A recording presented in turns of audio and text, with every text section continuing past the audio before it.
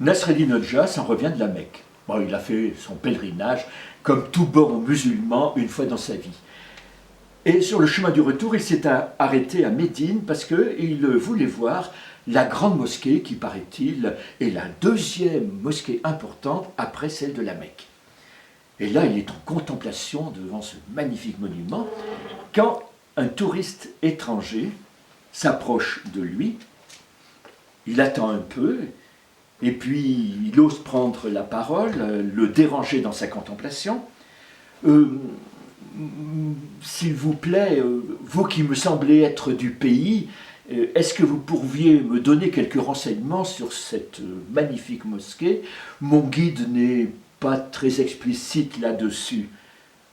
Nasreddin, à la fois flatté que l'on lui demande des renseignements, mais n'y connaissant pas grand-chose et surtout ne voulant pas faire voir sa totale ignorance, avec une voix pleine d'assurance, répond au touriste, eh bien, apprend que cette mosquée a été construite par Alexandre le Grand en commémoration de sa victoire en Arabie.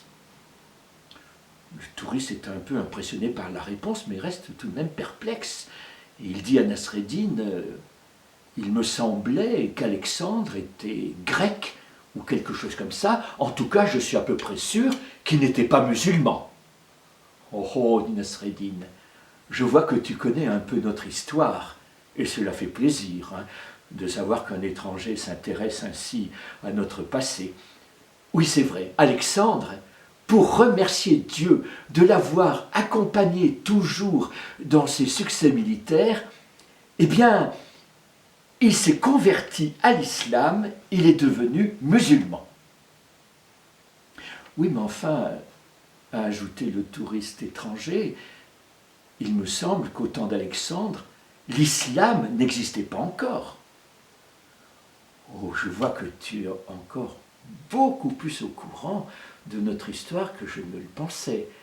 Tu as raison, mais apprends que Alexandre, vraiment, il était tellement reconnaissant envers ce Dieu qu'il avait toujours aidé, accompagné, qu'il a voulu, pour lui, créer une nouvelle religion. Alexandre a fondé l'islam. Voilà. Ah bon, dit l'étranger, moi j'avais toujours entendu dire que c'était Mohammed qui était le fondateur de cette religion.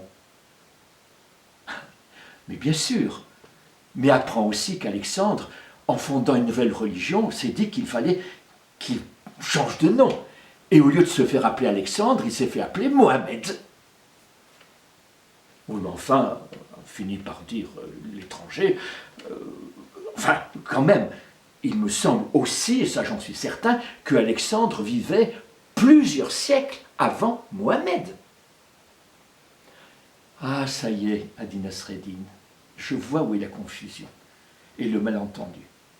Toi, tu parles de l'Alexandre qui était grec, ou quelque chose comme ça, tandis que moi, je te parle de l'Alexandre qui se faisait appeler Mohammed. Et voilà.